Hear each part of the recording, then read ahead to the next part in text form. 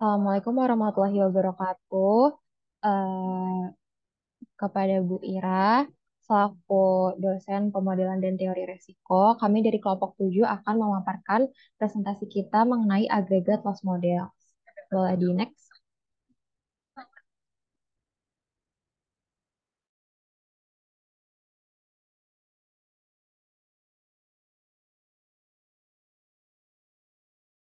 Boleh di next? Oke. Sebelum masuk ke materi, di sini saya tidak sendirian. Saya bersama teman-teman saya, ada Aulia Najwa, Devita, Elvina, Raisa, Salva, dan saya Izati. Boleh di next? Oke, topik yang akan kita bahas di presentasi ini ada empat. Yang pertama ada analytic result, the recursive method, the impact of individual policy modifications on aggregate payments, dan the individual risk model. Boleh di next?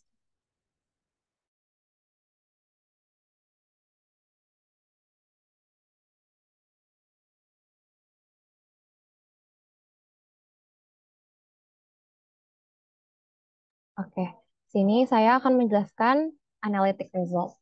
Boleh di next?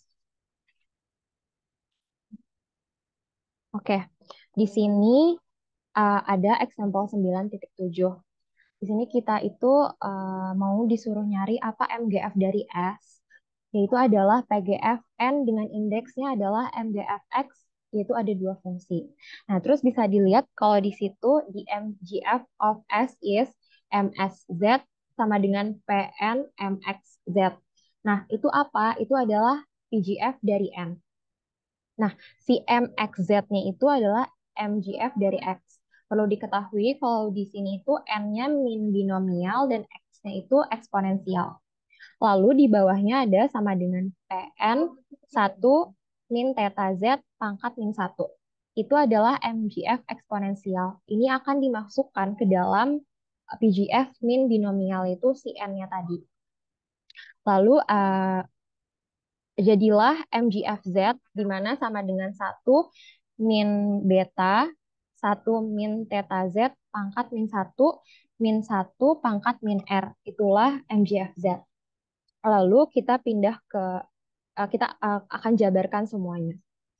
Nah, apabila kita punya N, yaitu binomial dengan parameternya R dan beta per 1 plus B, dan kita punya X itu eksponensial dengan parameter beta 1 plus B, maka kita akan dapat MGF yang sama seperti si MSZ sama dengan 1 plus beta per 1 plus B, 1 minus theta, 1 plus beta Z pangkat min satu pangkat R. Nah, terus abis itu di sini dicoret-coret R. Karena di MGF X sama dengan Z sebesar 1 min QZ pangkat min 1, maka di PN nilai Z itu diganti jadi 1 min theta Z minus 1. Sehingga nanti hasilnya ketika dikalikan menjadi 1 minus beta, 1 minus theta Z pangkat min 1 min R. Itu berarti yang ini. Lalu rumusnya akan menjadi MZ sama dengan 1 plus beta plus 1 per 1 plus B, 1 minus theta, 1 plus BZ pangkat min 1 R. Jadi dijabarin ke sini, ke sini, ke sini, itu hasilnya nanti. Nah, dari rumus yang tadi itu, yang MNZ sama dengan 1, beta plus 1 plus beta, 1 minus theta, 1 plus beta Z pangkat minus 1 min 1 pangkat R. Bisa kita jabarin, kita tinggal kaliin karena R-nya di sini tuh kan min. Kita kaliin, jadinya R-nya positif. Nah, habis itu di bawahnya ini kita tukar penyebutnya. Penyebutnya itu dikali. Jadi B-nya tuh nanti habis kan. B-nya habis, nanti bisa dipisah. Jadi kayak gini hasilnya. Oke. Terus hasil dari penyebut pembilangnya sama-sama dikalikan 1 plus beta. Supaya bisa menghasilkan hasil akhir. Setelah dikalikan, nanti betanya dipisah. Jadi beta yang bentar ya.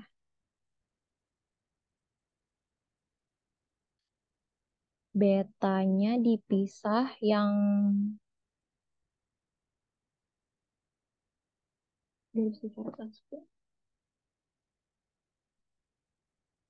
Oh, ini betanya dipisah yang di sini sama di sini itu dicoret biar bisa dipisah atas bawah.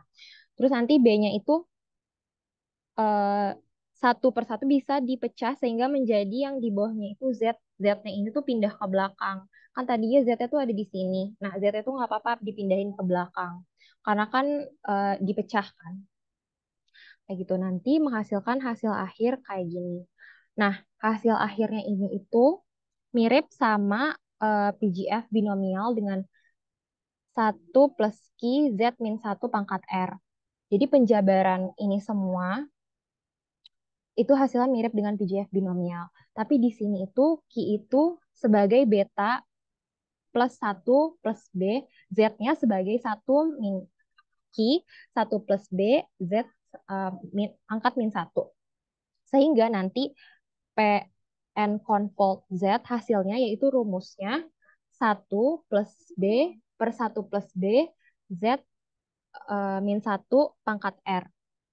Lalu untuk MX confold Z itu jadi 1 per 1 min theta 1 plus beta Z.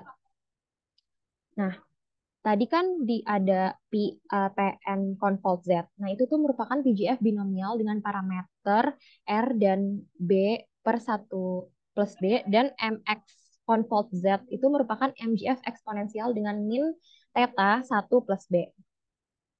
Nah, dari sini, dari penjabaran yang ada di sini, kita bisa tahu kalau negatif binomial yang PN tadi itu dengan eksponensial jika digabungkan akan menghasilkan binomial dan dengan eksponensial. Oke, bisa di next.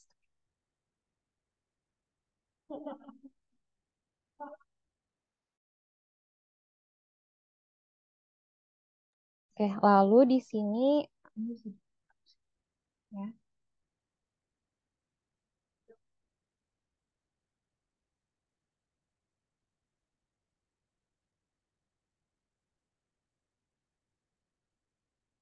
Oke. Lalu di sini kita lanjut ke FSX itu bentuk distribusi Fs. Ini tuh dilihat dari equation 9.5. Jadi Fsx ini, Fsx sama dengan 1 min ekspektasi Rn sama dengan 1. Rn sama dengan beta per 1 plus B pangkat N 1 per 1 plus B R minus N. Itu tuh merupakan Pn binomial. Nah, yang sebelahnya ini, yang ini, itu tuh merupakan eh oh oh sorry kebalik. Jadi yang ini itu tuh CDF-nya, terus yang ini itu PN binomial yang itu adalah 1 min Fx confold eh confold NX ekspektasi NJ. Jadi misalnya di sini R1 itu S-nya memiliki distribusi gabungan geometrik. Kalau Fs-nya kayak gini, kayak yang ada di sini itu adalah artinya itu compound geometrik. Artinya N adalah geometrik, X-nya itu bebas. Compound geometrik ini tuh merujuk pada distribusi campuran yang N geometrik. Nah, terus di sini X-nya itu eksponensial. Tuh. Jadi ini tuh adalah si rumus-rumusnya ini adalah bentuk distribusi SFS. Oke, boleh di next.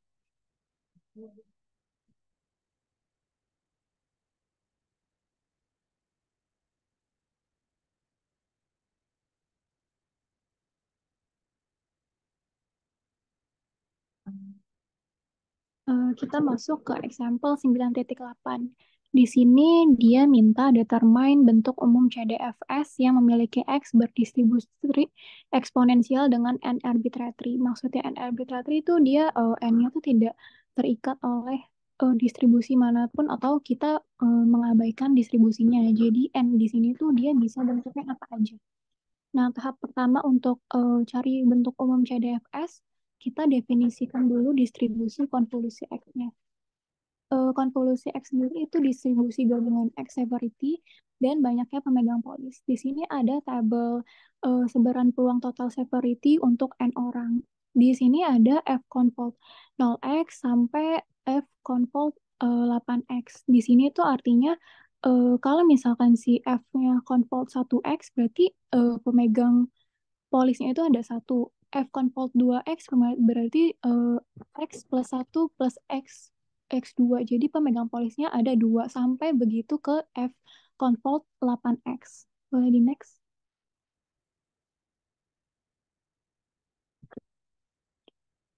Di sini kita cari konvolusi N-nya dulu karena tadi saya udah jelasin kalau si X-nya itu X ke N itu melambangkan X1 plus X2 sampai X ke N, maka kita bisa cari distribusi dari MGF-nya dulu. Di sini si MX1 plus X2 sampai plus XNZ sama dengan 1 minus theta Z pangkat min 1, dia itu adalah MGF eksponensial. MGF eksponensialnya adalah si 1 minus theta Z pangkat min N. Si MX1 plus X2 sampai XN itu kita bisa persamain mereka sama kayak MX1 Z kali MX2 Z sampai dengan MXN Z. Nah, semua perkalian itu yang saya garis bawahi, mereka itu setara dengan 1 minus theta Z pangkat min 1 sampai dijumlah semua sampai dia berpangkat minus N. Nah, hasilnya bisa dicek dari MGF-nya, hasilnya adalah MGF distribusi gamma. Nah, jadi karena dia hasilnya distribusi MGF distribusi gamma, otomatis otomatis CDF setara dengan CDF gamma. Nah, dari CDF distribusi gamma didefinisikan sebagai yang 1 minus sigma J sama dengan 0 sampai N min 1 X pangkat J kali E pangkat minus X per J faktorial dengan N 1, 2, 3 sampai seterusnya. Nah, dari sini kita bisa lihat di equation 9.5 ini ada di halaman 152. Di sini dia bilang Fs-nya itu 1 minus sigma N sama dengan 1 sampai tah hingga probability Pn kali 1 minus F confold N X kali X. Nah, tapi karena Fs-nya menggunakan X per theta, jadi kita bisa masukin si F confold N-nya tuh sebagai yang atasnya ini, atasnya si equation 9.5.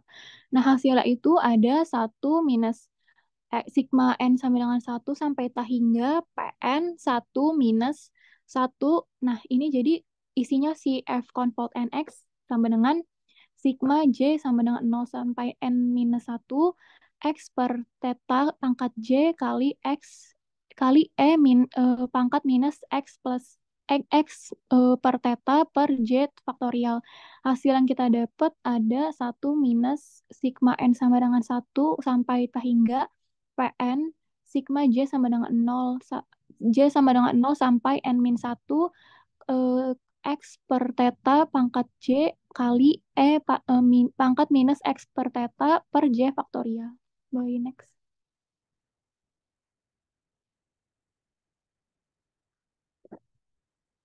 Nah, di sini ada dia bilang returning to the distribution function dari substitution. Nah, di sini kan dia tuh N sama dengan satu baru J sama dengan nol. Jadi yang bentuk tengah ini N dulu baru J. Mereka itu boleh dibalik. Jadi J dulu baru N. Itu diperbolehkan karena J sama N itu punya hubungan. Kalau di sini dibilang J sama dengan N-1, maka kita bisa dapat hasil N sama dengan J plus 1. Makanya mereka boleh dibalik. Boleh di next.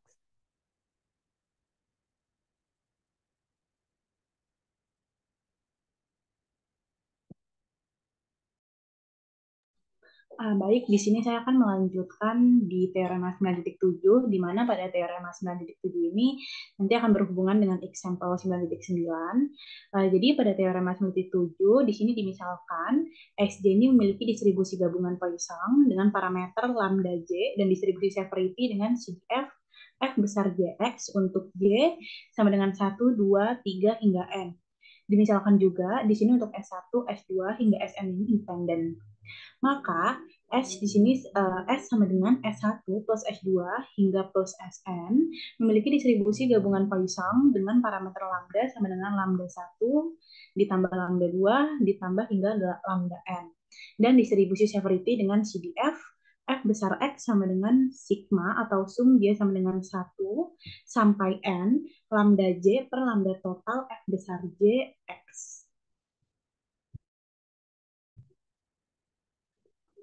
Nah, oke.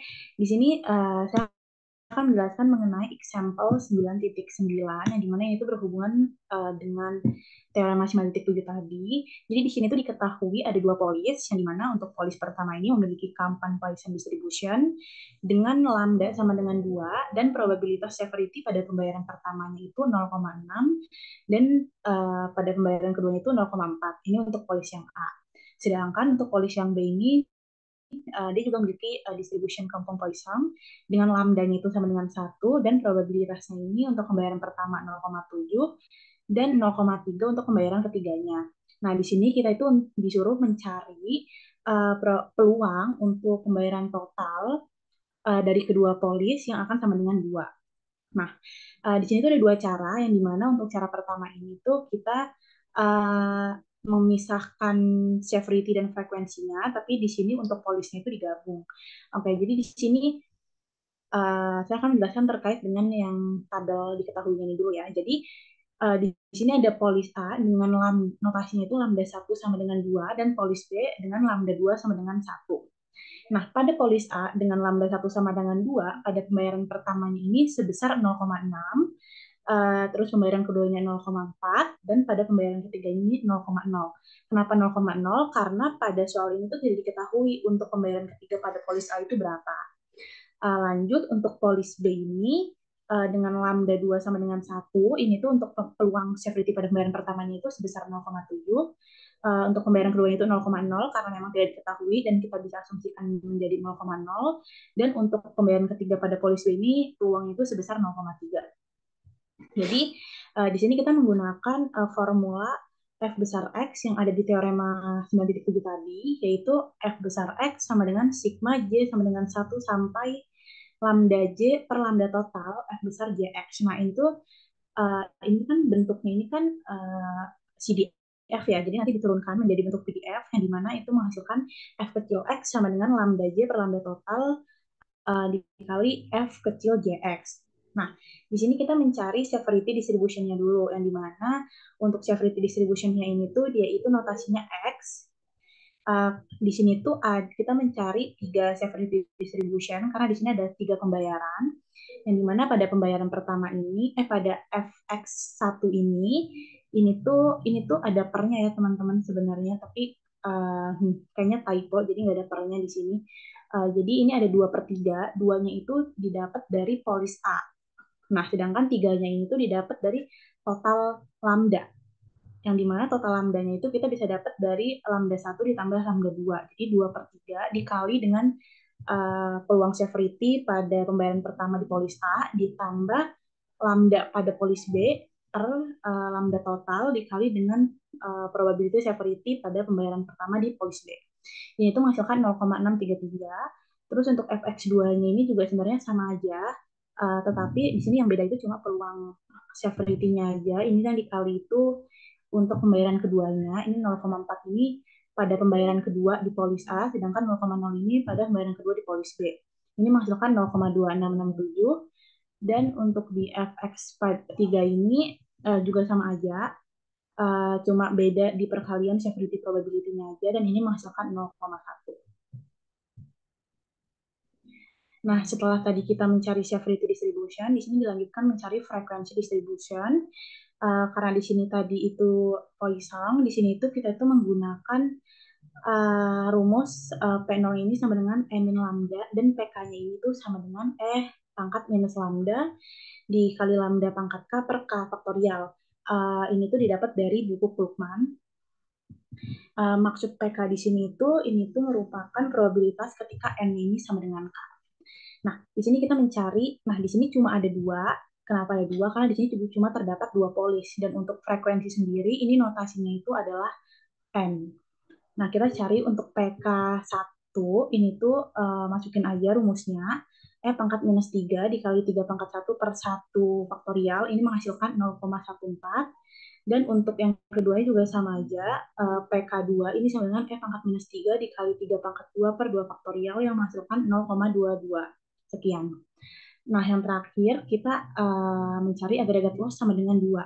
Nah, di sini untuk mencari itu, kita itu dengan formula probabilitas S sama dengan 2, sama dengan probability N sama dengan 1, dan X1 sama dengan 2, ditambah probability N sama dengan 2, dan X1 sama dengan 1, dan X2 sama dengan 1. Nah, ini maksudnya apa sih? Jadi di di sini, ini tuh maksudnya ini adalah probabilitas banyak klaim sebanyak 1, dan besarnya klaim ini sebesar 2. Ditambah dengan banyak klaim, probabilitas banyak klaim sebanyak 2, dan besar klaimnya ini masing-masing 1. Ini tinggal dimasukin aja, di mana tadi N sama dengan 1 itu 0,149, terus dikali dengan X1 sama dengan 2-nya itu, X1 pada pembayaran keduanya itu 0,267, dan ini selanjutnya tinggal dimasukin aja, dan di sini menghasilkan 0,1297.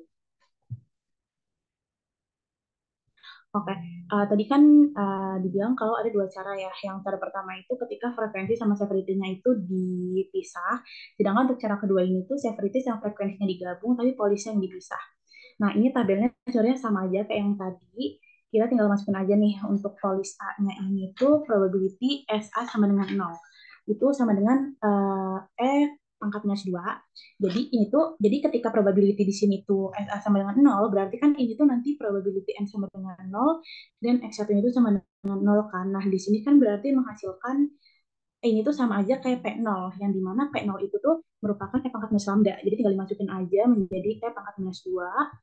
Terus yang kedua ini untuk probability SA sama dengan 1 di sini, ini tuh penjabarannya itu ketika probability N sama dengan 1 dan severity-nya itu sama dengan 1. Ini tuh nanti akan menghasilkan E pangkat minus 2 dikali 2 per 1, di mana 2 per 1-nya ini tuh merupakan P1 miliknya frekuensi, dikali dengan peluang severity pada pembayaran pertama di polis A menghasilkan 1,52 E pangkat minus 2. Nah, untuk yang ketiga ini ada dua kemungkinan, yang dimana yang kemungkinan pertama ini merupakan probability N sama dengan 1 dan X1 sama dengan 2. Terus yang ditambah dengan probability kedua itu N-nya itu sama dengan 2, dan X1 sama dengan 1, dan X2 sama dengan 2, menghasilkan 1,52 E pangkat minus 2. Untuk polis B-nya sendiri sama aja kayak yang polis A. Tinggal diganti dengan lambdanya aja.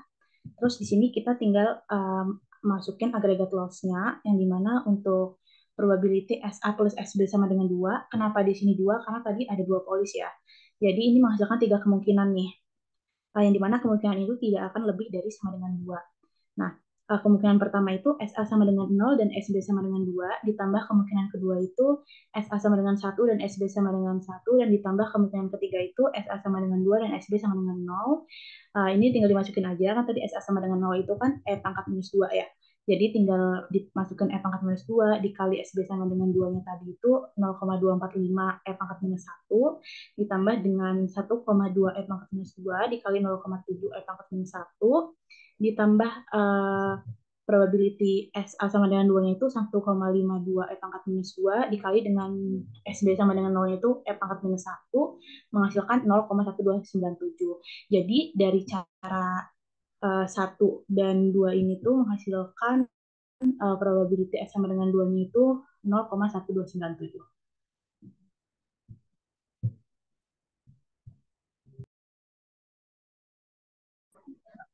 Selanjutnya, saya akan menjelaskan tentang recursive method, di mana recursive method ini merupakan metode alternatif untuk lebih cepat mengevaluasi distribusi klaim agregat. Selanjutnya, kita masuk ke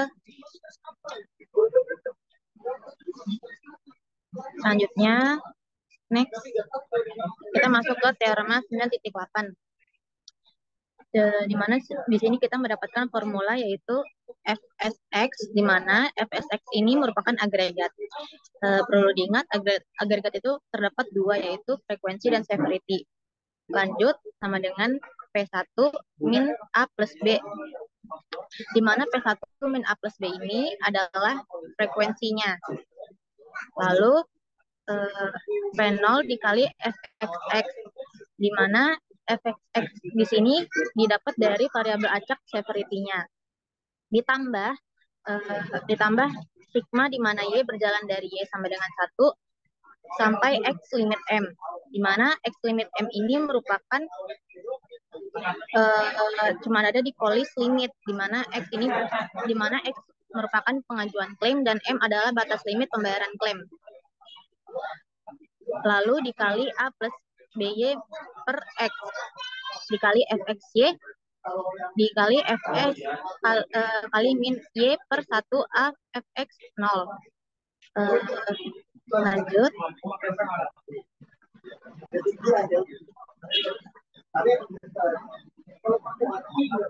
Di sini kita mendapat 3 formula lagi, di mana yang pertama itu formula yang dipakai untuk EB zero class ya tadi. Kalau tadi di teorema 9.8 formula yang pertama itu dipakai untuk EB1 class. Nah, di sini formula yang untuk EB zero class itu FSX sama dengan sigma di mana Y berjalan dari Y sampai dengan 1 sampai X limit M dikali A plus BY per X dikali FXY dikali FS X min Y per 1 A per 1 min A FX 0. Lalu yang ketiga ada formula untuk Poisson dengan parameternya lambda, di mana kita mendapat formula Fsx sama dengan lambda per X sigma di mana Y berjalan dari Y sama dengan 1 sampai X limit M kali Y Fx Y dikali Fs X min Y, di mana X sama dengan 1, 2, dan seterusnya. Lalu yang terakhir ini kita dapat formula untuk Fx0 sama dengan 0 pada distribusi Poisson, di mana di sini formula ini khusus karena Fx0-nya itu sama dengan 0. Kita dapat formula Fx0 sama dengan E pangkat min lambda kali 1 min Fx0. Selanjutnya kita masuk ke example 9.10. Hitung probabilitas pada 0, 1, 2, 3 dan menggunakan rekursif formula.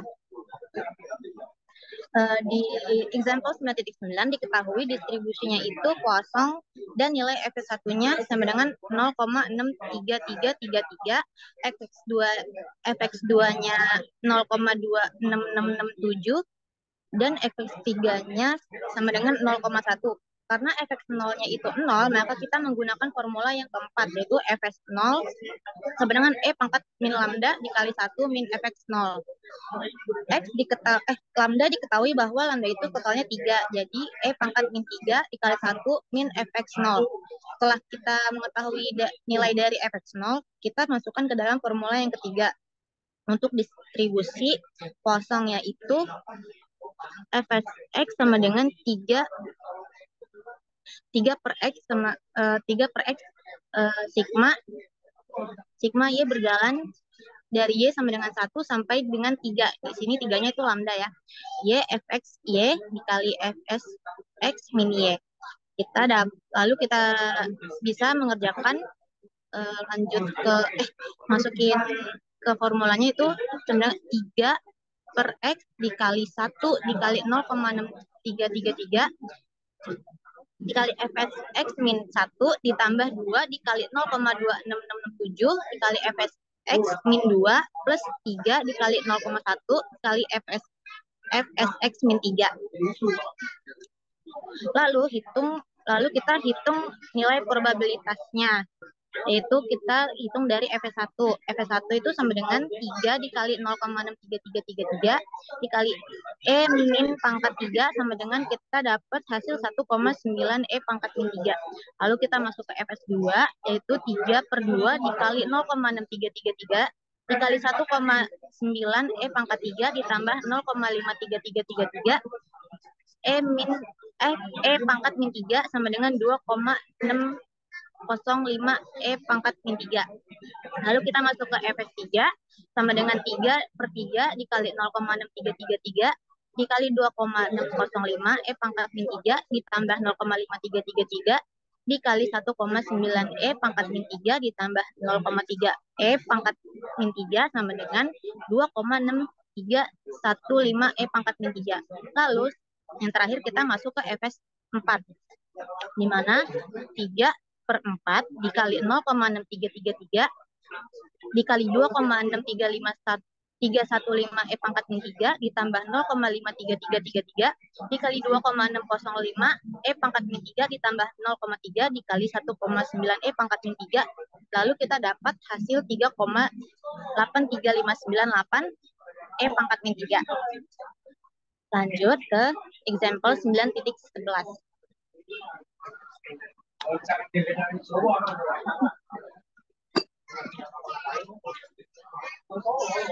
Di sini kita dapat soal a compound distribution has a zero modified binomial distribution with M sama dengan 3, I sama dengan 0,3, dan PM0 sama dengan 0,4. Individual payments are 0, 50, 150, dan 150 with probabilities 0,3, 0,5, dan 0,2 respectively. Use the recursive formula to determine the probability distribution of S. Di sini pembayaran itu harus mengandung kelipatan tertentu. Kita lihat di contoh soal ini, pembayarannya itu 0, 50, 150. Maka kelipatan yang cocok itu di kelipatan 50. Berarti ada nilai yang hilang, yaitu nilai 100 kan pada fx2-nya. Jadi fx0-nya itu 0,3. Fx1-nya di pembayaran 50 nilainya 0,5. Fx2-nya karena nilainya 100 dan tidak ada, maka nilainya 0. Dan fx3-nya di pembayaran 150 itu 0,2. Maka ini itu zero modified binomial. Maka kita menggunakan rumus yang pertama itu PM0 plus 1 min PM0 dikali 1 plus I dikali F0 min 1 pangkat M dikurang 1 min I pangkat M per 1 min 1 min I pangkat M. Nah, ini rumus yang pertama ini kita masukin ke rumus yang kedua, yaitu rumus fx0. Kita masukin aja, yaitu berarti 0,4 ditambah 0,6 dikali 1 plus 0,3 dikali 0,7 pangkat 3 dikurang 0,7 pangkat 3 per 1 0,7 pangkat 3. Kita dapat hasil 0,53702. Setelah itu zero modified binomial distribution termasuk dalam AB1 class. Jadi kita pakai formula yang pertama, yaitu formula FSS itu P1 dikurang A plus B P0 dikali fxx ditambah sigma Y berjalan dari sama dengan 1 sampai dengan 3 dikali min 3 per 7 plus 12Y per 7X dikali fxY dikali fs X min Y per 1 min 3 per 7 dikali 0,3. Lalu Lalu kita cari dulu, bentar. Lalu kita cari dulu nilai A-nya. Nah, kalau A itu kan di AB1 class itu min Q per 1 min Q. Jadi A nilainya min 3/7 dan B-nya itu M plus 1 dikali Q per min Q. Jadi 12/7. Lalu kita baru deh kita hitung Fs1-nya. Di sini kita hitung Fs1-nya dari formula P1 dikurang A plus B, P0 Fxx plus sigma Y berjalan dari Y sampai dengan 1 sampai dengan 3 dikali min 3/7 plus 12Y per 7X dikali Fxy dikali Fsx min Y per 1 min 3/7 dikali 0,3. Ini kurang kelihatan, ini kayak kecoret. Jadi sama dengan 70/79 dikali 0,40274 dikurang 3,6 per 7 Fxx ditambah min 3/7 plus 12/7x dikali 0,5 Fsx min 1 plus min 3/7 plus 36/7x dikali 0,2 Fsx min 3. Lalu baru deh kita hitung Fs1-nya, di mana 70/79 dikali min 0,11155 dikali 0,5 plus min 3/7 plus 12/7 dikali 0,5 dikali 0,52702, kita dapat hasil 0,25648. Lalu yang Fs2-nya 70/79 dikali min 3/7 ditambah 12/14 dikali 0,5 dikali 0,25648 sama dengan 0,04870. Lalu Fs3-nya 70/79 dikali 0,11155 dikali 0,2 ditambah min 3/7 ditambah 12/21 dikali 0,5 dikali 0,04870 ditambah min 3/7 ditambah 36/21 dikali 0,2 dikali 0,53702. Baru kita dapat bisa menghitung Fs4-nya, di mana 70/79 dikali min 3/7 ditambah 12/28 dikali 0,5 dikali 0,10567 ditambah min 3/7 ditambah 36/28 dikali 0,2 lalu dikali 0,25648. Lalu baru kita dapatlah hasil 0,03896.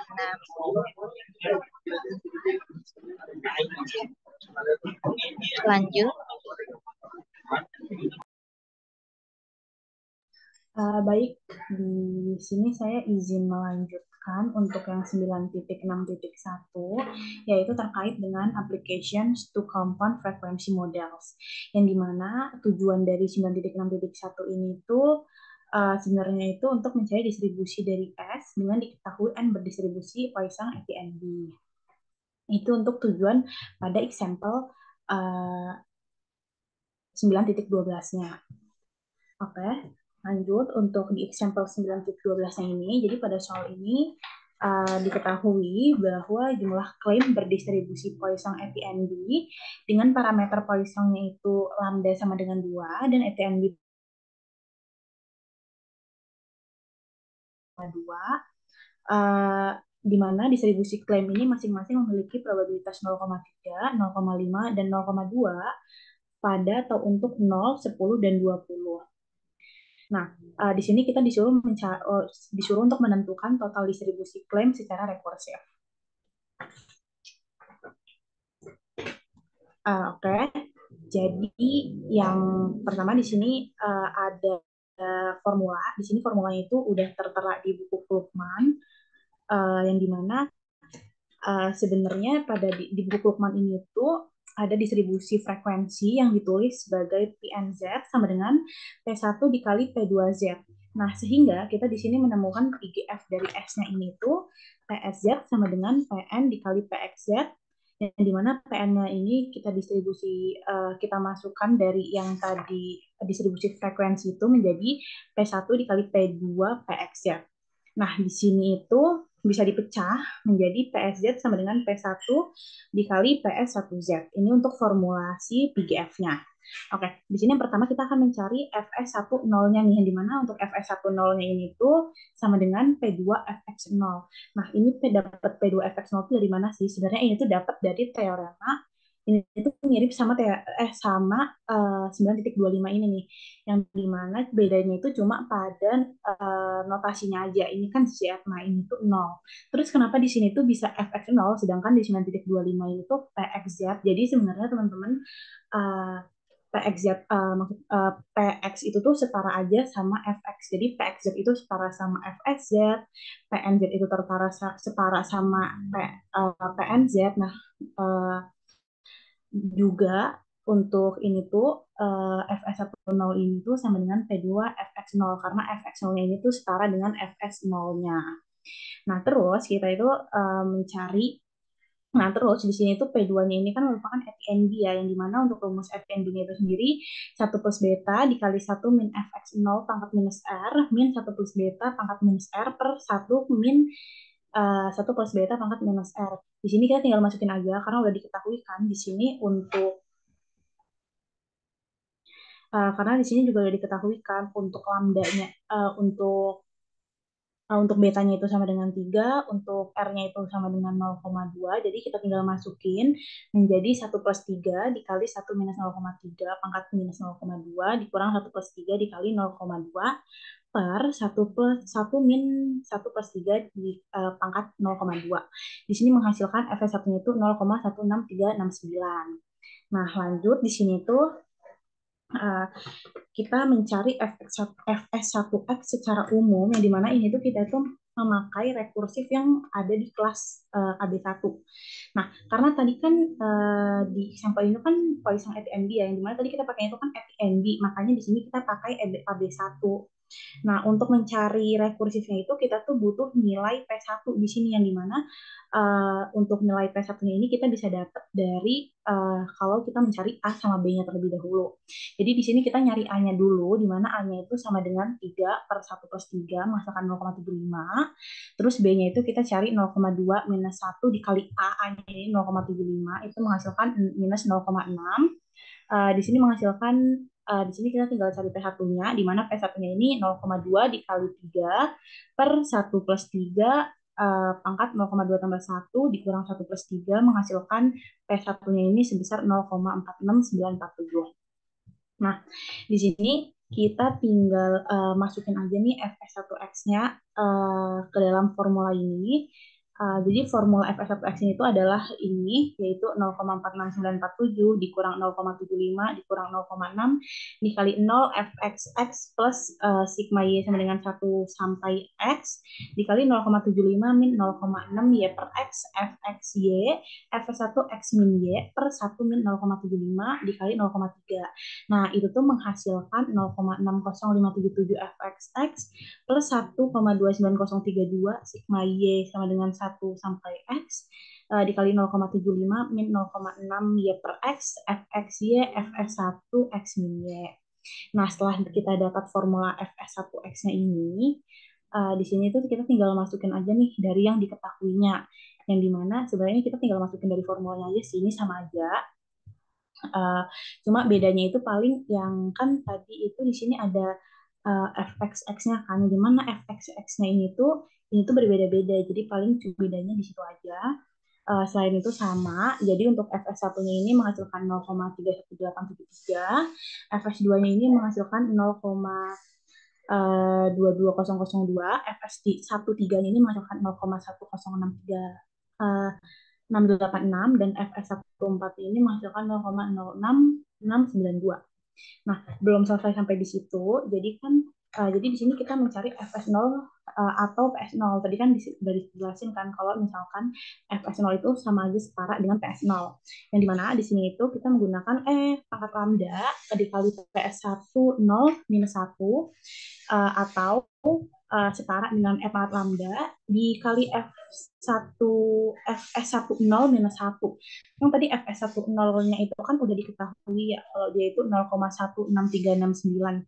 Nah, jadi kita tinggal hitung aja di sini untuk Fs0-nya itu menghasilkan 0,18775. Nah, setelah itu di sini tuh ada formula rekursifnya nih, Nah, ini tuh untuk mencari si fs-nya. Nah, di sini tuh formulanya itu ada fsx sama dengan 2 per x, sigma y sama dengan 1 hingga x, y fs1 y dikali fs1 y dikali fs x min y, ini tuh untuk x sama dengan 1, 2, dan seterusnya. Nah, kita tinggal masukin aja formulanya, kan tadi juga udah diketahui ya untuk kayak fsx min y-nya tuh diketahui kalau dia itu 0,18775. Jadi kita tinggal masukin aja nih. Paling bedanya itu di sini cuma si X-nya aja. Di sini untuk fs1 ini X-nya itu 1, untuk fs2 S-nya 2, dan seterusnya. Nah, jadi untuk fs1-nya itu di sini menghasilkan 0,11968, fs2-nya itu 0,12076, dan fs3-nya ini 0,10090, juga fs4-nya ini 0,0869615. Oke, lanjut. Di sini masuk ke, jadi setelah di 9.6.1 tadi, di sini kita masuk ke 9.6.2, di mana di sini dijelaskan terkait dengan underflow atau overflow problems. Sebentar. Oke, jadi pada kasus ini, di mana probability S itu sama dengan 0 dan data asuransinya ini banyak, ini tuh nantinya akan bisa menyebabkan probability S itu bisa memiliki nilai yang sangat kecil, yang sangat kecil, bahkan lebih kecil daripada angka terkecil yang ada di komputer. Itu yang ditulis pada buku kelukuannya. Dan saat ini terjadi, maka di komputer itu akan mengeluarkan nilainya sebagai 0 atau 0. Nah, terus di sini itu pada underflow overflow problems ini, di sini itu juga menjelaskan terkait dengan si nilainya itu jika underflow atau nilainya 0, sehingga nantinya rekursinya itu akan fail. Atau juga apabila fs-nya ini terlalu besar, maka akan mengakibatkan overflow. Dan itu juga bisa menyebabkan rekursinya fail. Jadi sebenarnya di 9.6.2 ini itu hanya menjelaskan bahwa jika nilainya itu underflow, itu bisa memicu rekursinya itu fail. Dan jika nilainya itu overflow, itu bisa memicu rekursinya itu fail juga, kayak gitu.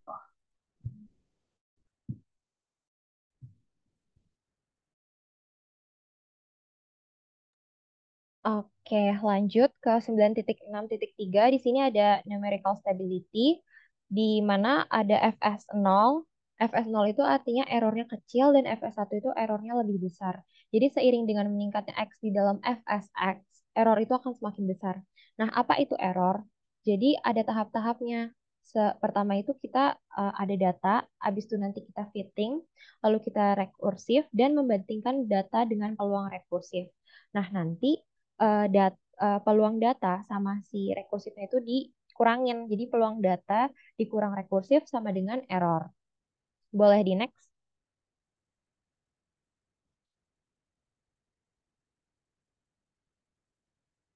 Nah, di sini ada continuous severity teorem 9.10. Di formulasi di bawah ini adalah severity continue.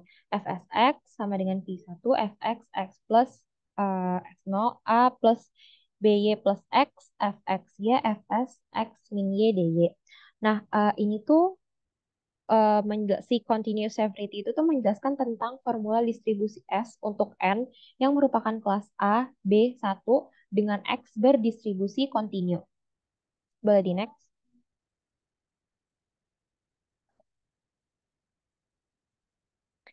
Nah, di sini ada 9.6.5 constructing constructing arithmetic distribution. Di sini itu menjelaskan tentang cara membuat formula distribusi S dengan perhitungan secara diskrit tetapi dari data severity continue. Diskritasi dilakukan terhadap X. Jadi di construction arithmetic distribution itu terdapat dua metode. Yang pertama ada di method of rounding dan yang kedua ada di method of local moment matching. Dua metode ini akan dijelaskan oleh di slide selanjutnya. Boleh di next. Oke, selanjutnya izin melanjutkan. Selanjutnya kita masuk ke bab the method of rounding. Nah, di bab ini kita mencari FJ-nya itu yang dimana FJ itu menunjukkan probabilitas yang ditempatkan pada jh yang dimana J-nya itu 0, 1, 2, dan seterusnya.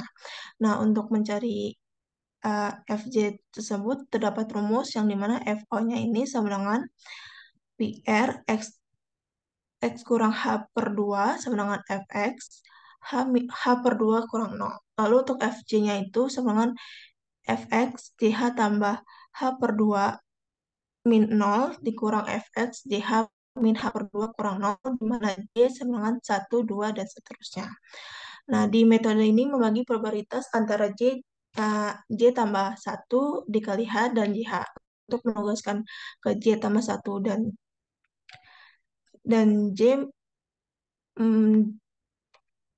memusatkan probabilitas suatu setengah rentang pada kedua sisi JH, yaitu tepat di JH. Nah, di sini distribusi tingkat keparahan yang berkelanjutan tidak terbatas, maka masuk akal untuk menghentikan diskritisasi proses di beberapa titik setelah sebagian besar kemungkinan telah diperhitungkan. Nah, jika indeks terakhir adalah M, maka Fm sama dengan 1 kurang Fx, M kurang 0,5 dikali H min 0. Dengan metode ini, diskrit probabilitasnya tidak pernah negatif dan berjumlah 1, sehingga memastikan bahwa distribusi ini dihasilkan secara sah. Oke, next.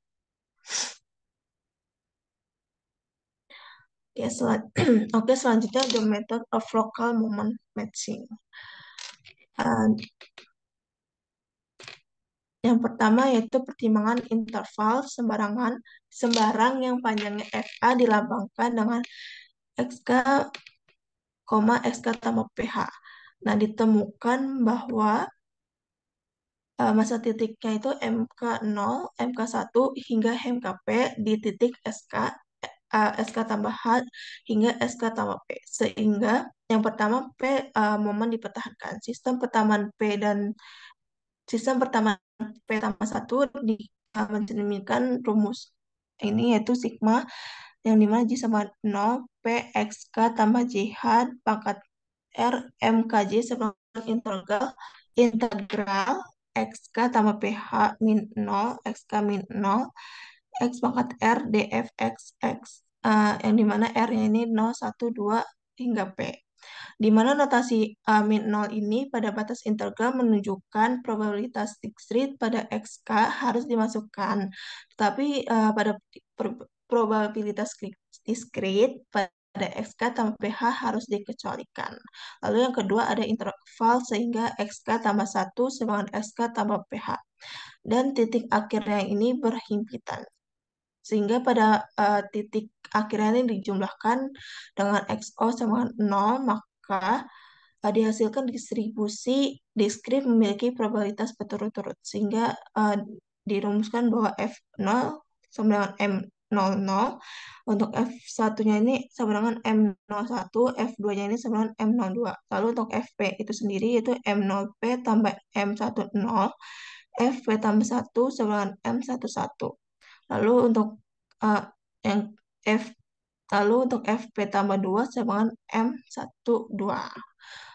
Untuk menjumlahkan 9.27 ini, semua kemungkinan nilai K dengan X0 sama dengan 0, dijelaskan bahwa P ini dipertahankan untuk seluruh distribusi dan probabilitas bertambah menjadi 1. Next.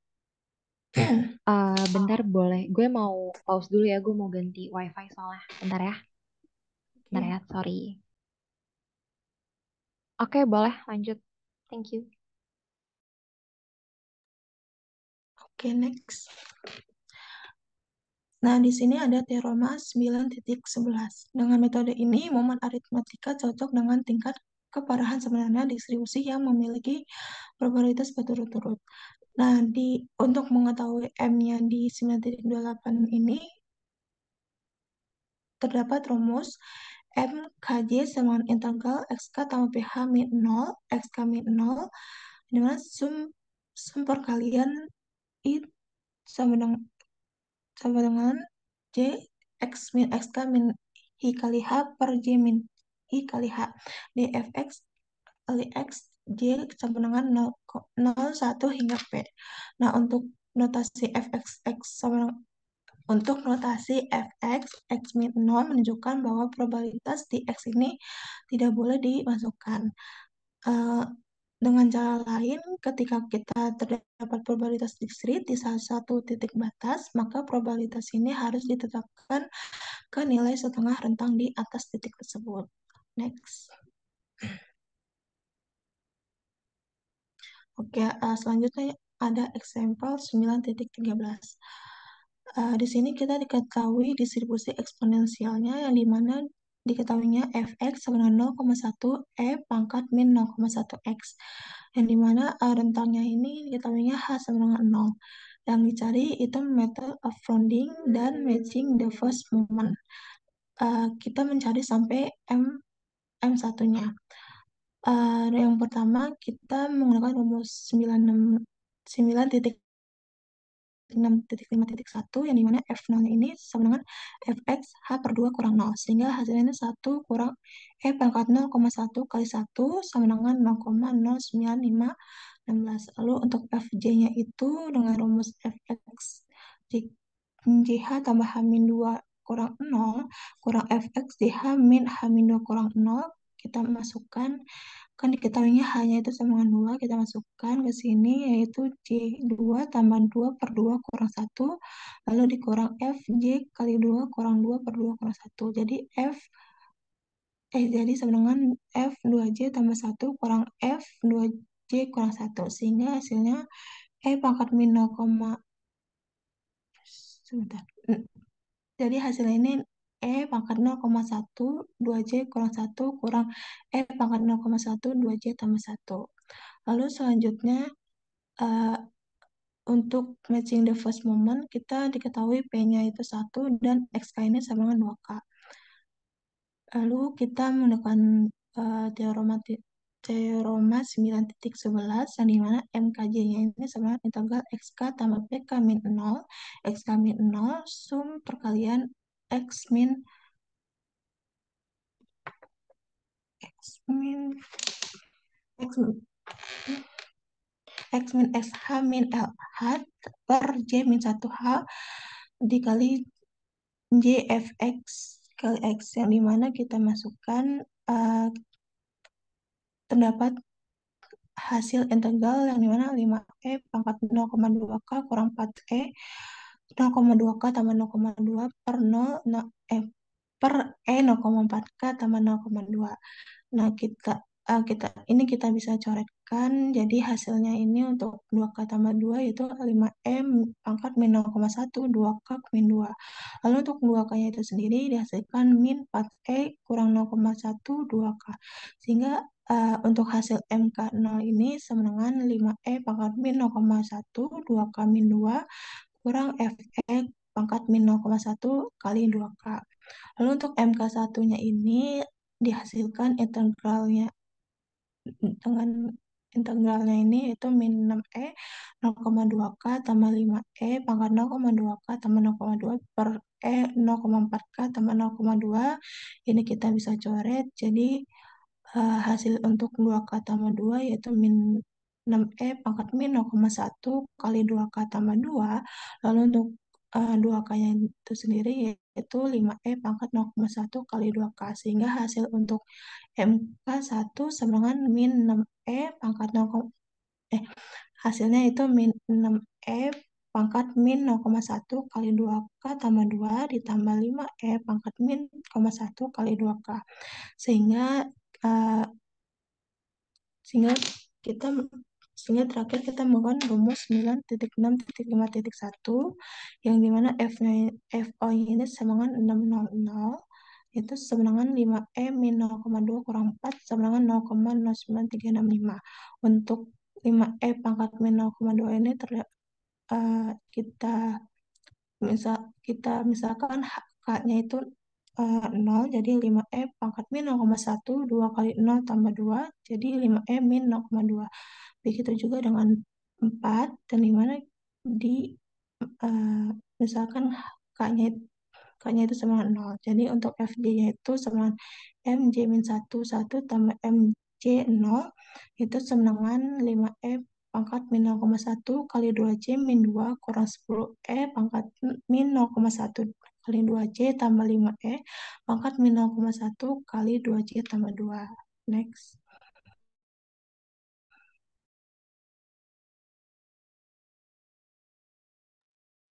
Oke, selanjutnya saya akan menjelaskan tentang the impact of individual policy modification on aggregate payments. Boleh di next? Oke, pada 9.7 ini atau the impact of individual policy modification on aggregate payments membahas tentang dampak dari modifikasi polis individual pada pembayaran agregat. Nah, modifikasi polis individual ini seperti deductible dapat mempengaruhi frekuensi klaim dan jumlah pembayarannya. Nah, efeknya akan berdampak ke parameter distribusinya seperti contoh yang ada di sebelah di tabel 5. Ayah, ayah, kenapa dia masih mau muter? Izati ke Sorry. unmute. Gue ulang ya. Oke, di 9.7 atau di impact of individual policy modification on aggregate payments ini membahas tentang dampak dari modifikasi polis individual pada pembayaran agregat. Nah, modifikasi polis individual seperti deductible ini dapat mempengaruhi frekuensi klaim dan jumlah pembayarannya. Efeknya akan berdampak ke parameter distribusinya. Seperti contoh yang ada di sebelah ini, Poisson, lambdanya akan berubah. Binomial, Q-nya akan berubah, dan negatif binomial, betanya akan berubah. Boleh di next.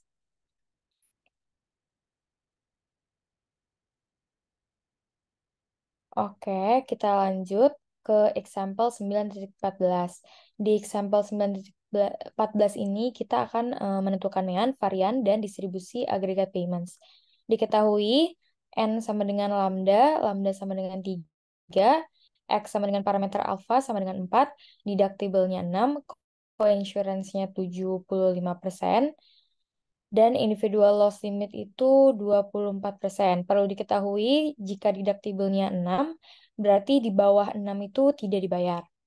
Pertama, kita akan menentukan mean dan variannya. Hitung dulu ekspektasinya. Di sini terdapat ekspektasi S sama dengan ekspektasi N dikali ekspektasi X. Nah, kita akan mencari ekspektasi S ini atau ekspektasi severity itu dengan cara sorry banget, gue ulang ya. Oke, pada example 9.14 ini kita akan menentukan mean, varian, dan distribusi aggregate payments. Nah, diketahui bahwa N sama dengan lambda sama dengan 3, X parameter alpha sama dengan 4, deductible-nya sama dengan 6. Perlu diketahui jika deductible-nya 6 itu di bawah 6 itu nggak dibayar, coinsurance-nya 75%, dan individual loss limit-nya adalah 24. Nah, pertama kita akan menghitung ekspektasinya dulu. Ekspektasinya itu, rumusnya itu ekspektasi S sama dengan ekspektasi N dikali ekspektasi X. Nah, mencari ekspektasi S ini atau ekspektasi severity itu dengan cara ekspektasi S sama dengan ekspektasi NL dikali ekspektasi YL. Nah, mencari ekspektasi X ini atau ekspektasi severity itu dengan cara ekspektasi YL sama dengan ekspektasi alpha X limit 24 dikurang X limit 6 sama dengan alpha dikurang ekspektasi X limit 24 dikurang ekspektasi X limit 6. Ditemukan bahwa eksponen X sama dengan 0,54675 seperti yang ada di sini. Lalu karena eksponen X-nya sudah ketemu, masukkanlah parameter yang didapat ke dalam persamaan. Jadi terdapat eksponen X sama dengan eksponen NL dikali eksponen YL sama dengan 3 dikali 0,54675 sama dengan 1,64. Kita sudah ketahui bahwa mean aggregate payments ini adalah 1,64. Selanjutnya kita akan mencari variansi S. Nah, variansi S ini dengan cara sama dengan lambda eksponen dikali L kuadrat sama dengan 3 di 3 dikali 3.984,81 sama dengan 11.954 sama dengan 3,46 kuadrat. Oke. Selanjutnya kita akan mencari berapa besar distribusi aggregate payments. Nah, distribusi aggregate payments ini di 9.14 ini itu diketahui fee-nya sama dengan PR X lebih besar dari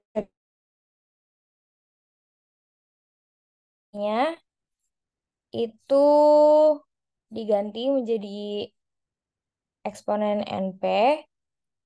Jadi di situ tinggal kita masukin aja. Jadi diketahuilah hasilnya FYP ini sama dengan 13,5. Lalu hasilnya ini langsung dimasukin ke FSX-nya ini. Oke, boleh di next.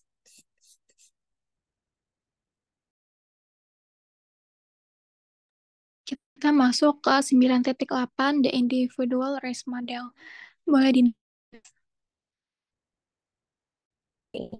Nah, di individual risk ini tuh dia tuh masuknya ke asuransi jiwa. Di 9.8.1, the model ini tuh model agregat untuk klaim satu kali pengajuan. Di sini dia bilang model represent the aggregate and di sini ada fx j 1 minus Q dengan X sama dengan 0, Qj dengan X sama dengan Bj. Nah, si 1 minus Qj ini adalah peluang klaim yang belum diajukan, sedangkan Qj adalah peluang klaim diajukan. Nah, Bj adalah besar klaim, dan Bj ini tuh bukan variabel random. Kita bisa lihat ke ruas sebelah kanan, di sini ada ekspektasinya. Di sini ekspektasi N sama dengan Q, X sama dengan BJ. Dan perlu diingat lagi, BJ bukan varian random. Makanya ekspektasi S-nya sama dengan ekspektasi N kali N-nya varian X sama dengan par kali X kali N. Bisa dibilang sama dengan X pangkat 2 kali var N sama dengan BJ pangkat 2 kali Q kali 1 minus Q. Nah, itu kalau si BJ-nya itu bukan variabel random. Nah, kalau kalau benefitnya adalah variabel random, bisa ekspektasinya kayak yang biasa aja, yaitu ekspektasi S sama dengan ekspektasi N kali ekspektasi X. Nah, untuk variannya ekspektasi N kali varian X plus varian N kali ekspektasi X pangkat 2. Nah, ini ada MGF-nya juga udah tertera. Boleh di next.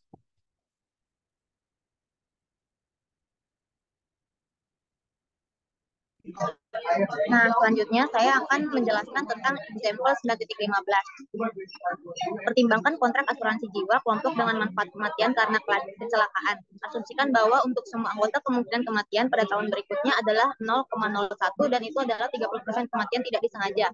Untuk 50 orang karyawan, santunan kematian biasa adalah 50.000 dan untuk kematian karena kecelakaan itu 100.000.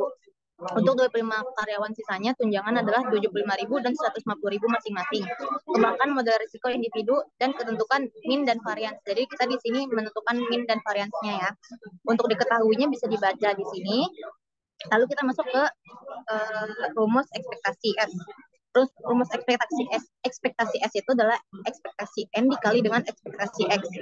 Dimana kita masukin aja 50 dikali 0,01 dikali 65.000 ditambah ditambah 25 dikali 0,01 dikali 97.000, maka kita dapat hasil 56.875. Lalu kita masuk ke rumus variansi S. Rumus variansi S itu ekspektasi N1 dikali variansi X1 ditambah variansi N1 dikali ekspektasi X1 pangkat 2 ditambah ekspektasi N2 dikali variansi X2 ditambah variansi N2 dikali ekspektasi X2 pangkat 2. Lalu kita bisa mengerjakan 50 dikali 0,01 dikali 525 juta ditambah 50 ditambah 50 dikali 0,01 dikali 0,99 dikali 65.000 pangkat 2 ditambah 25 dikali 0,01 dikali 1 miliar 181 juta 250.000 ditambah 25 dikali 0,01 dikali 0,99 dikali 97.500 pangkat 2, maka kita dapat hasil 5 miliar 1.984.375.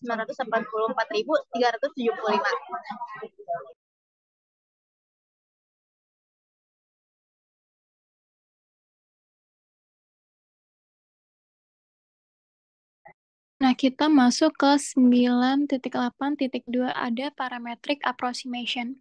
Di parametric approximation ini ada example 9.16. Di sini tuh dia ngasih soal, kita tuh disuruh cari berapa sih peluang S lebih dari premi. S ini yang dimaksud adalah agregat loss-nya. Jadi, kita disuruh cari peluang agregat loss lebih besar dari premi. Nah, di sini dia minta pakai normal dan log normal approximation. Nah, pertama saya mau jelasin yang normalnya dulu. Pertama-tama kita tuh harus tahu nilai varian dan ekspektasi S-nya. Di buku Klugman udah tertera nilainya, ekspektasinya itu 2054,41, variannya itu 1,025 kali 10 pangkat 8. Nah, dilihat dari rumusnya, kita bisa tahu kalau benefitnya tuh tidak acak. Terus di sini dia kasih tahu kalau the premium being charged is 1,45 kali ekspektasi S. Kenapa 1,45? Karena dia tuh bilang 45%-nya itu loading dari net premium. Maksudnya itu 45%-nya adalah tambahan dari si ekspektasi S. Makanya dia dikali 1,45. Nah, di probabilitas Z, kita bisa tulis lebih besar dari S kurang ekspektasi S per akar varian S. Nah, di sini langsung dapat angkanya tinggal dimasukin aja ke rumus yang saya udah tulis tangan. Jadi kita tahu kalau peluang dari agregat loss lebih besar dari premi itu 46%. Boleh di next. Kalau yang tadi itu normal, sekarang log normal. Nah, bedanya di log normal ini dia itu pakai mu sama sigma, dan sigma ini dia si mu bukan si ekspektasi S, tapi dia emang parameter dari si log normal. Begitu juga dengan sigma. Sigma itu bukan varian S. Di log normal kita harus tahu dulu berapa sih nilai mu dan sigma kuadratnya. Kita pakai cara eliminasi. Di buku Klugman langsung ada nilai mu-nya minus 0,89 dan sigma pangkat kuadratnya 3,23. Terus kita bisa masukin probabilitas Z kurang dari sama dengan ln S kurang mu per sigma. Kita bisa dapetin hasilnya itu kalau pakai log normal adalah 13%. Nah, dari si mu yang plus 1/2 sigma kuadrat, kita bisa langsung masukin ln 2,5441 per ln ekspektasi S. Nah, kalau yang untuk 2 mu plus 2 sigma kuadrat, kita juga bisa masukin ln varian S plus ekspektasi S kuadrat. Dan next.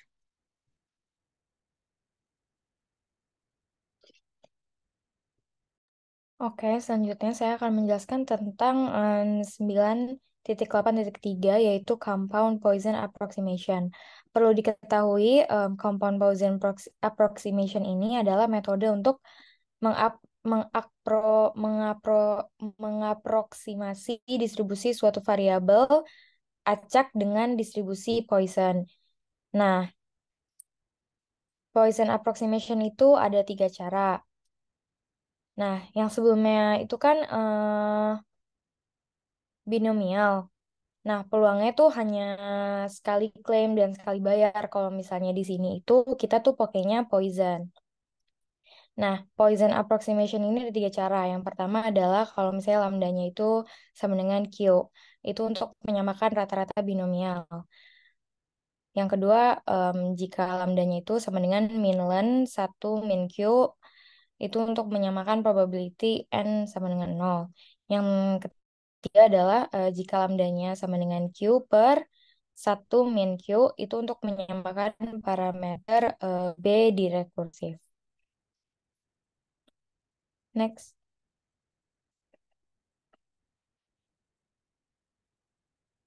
Nah, selanjutnya ini di sini ada MSX-nya. Nah, nanti kita itu pakai I-nya itu Poisson. Jika I-nya Poisson, rumusnya ada yang di bawahnya itu yang MSZ. Nah, ini MSZ itu sama dengan MGF-nya S. Selanjutnya ada juga MGFX. MGFX ini em, di sini merupakan B itu benefit. Jadi apabila B variabel random dan apabila B bukan variabel random ini bisa pakai rasio lambda J per lambda aja. Ini juga bisa pakai rasio lambda J per lambda aja. Di sini ada lambdanya untuk MGF S dan ini untuk MGF X.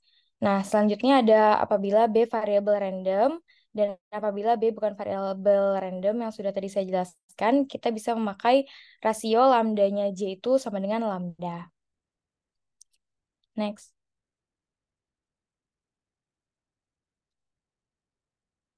Nah, untuk example 9.17 ini tuh merupakan lanjutan dari example 9.16. Kita ini disuruh untuk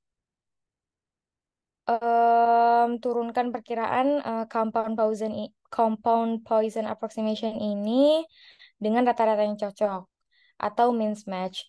Mean match di sini itu kita memakai lambda sama dengan Ki. Yang tadi sudah saya jelaskan, kita pakai cara yang pertama. Nah, dan di sini udah ada lambdanya ya, lambda sama dengan sigma Q sama dengan 0,04813. Nah, distribusi function ini bisa kita lihat di tabel 9.17. Nah, kita tuh nggak perlu compare dari hasil aslinya karena itu kita itu nggak memiliki data yang asli. Bisa dilihat, boleh di next slide. Nah, di sini data yang udah saya berikan di tabel 9.17 ini, besar benefit agregat ini itu setelah dibagi 1000. Nah, kita itu menggunakan formula fxx. Nah, dari sini kita kembangin lagi pakai rekursif. Lalu bisa kita cari fxx-nya dari equation 9.40. Nah, hasilnya berapa dan cari fxx-nya dengan rekursif. Nah, x di sini tuh besar benefit agregat setelah dibagi 100. Oke, boleh di next. Oke, selanjutnya tadi saya hanya menjelaskan sedikit tentang example 9.17. Sekarang di example 9.18 ini merupakan lanjutan juga dari example 9.15. Nah, di sini tuh ada kematian biasa dan ada kecelakaan. Tadi itu benefitnya random, bisa kematian biasa dan bisa kecelakaan. Nah, di sini itu kita hitung dulu nih, kita ada lambda nih. Lambda ini rumusnya N1 kali Q1 ditambah N2 kali Q2. N1-nya itu tadi 50 orang, dikali 0,01 ditambah M2-nya itu 25 orang dikali 0,01 kita mendapatkan hasilnya sama dengan 0,75. Ini adalah meannya. Selanjutnya severity-nya nih. Severity-nya ini ada dari fx 50.000, 75.000, 100.000, dan 150.000. Karena benefitnya itu fix dan gak ada distribusinya, di sini rumusnya itu lambda sama dengan n kali Q per lambda total. Bisa dilihat di sini ya. Hasilnya yang pertama 0,4667, yang kedua 0,2333, yang ketiga 0,2, dan yang terakhir 0,1.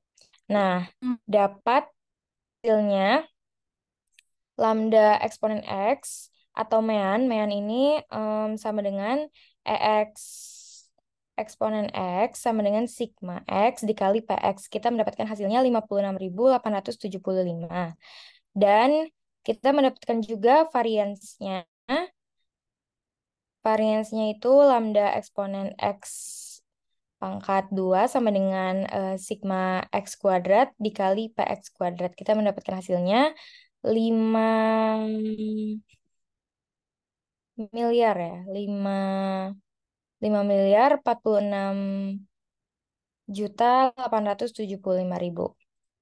Oke, sekian penjelasan dari saya.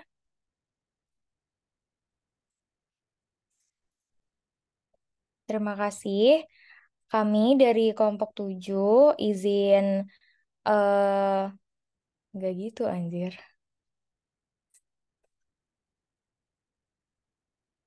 Ya. Oke, sekian presentasi dari kelompok 7. Kurang lebihnya mohon maaf jika ada kesalahan. Terima kasih. Terima kasih semuanya.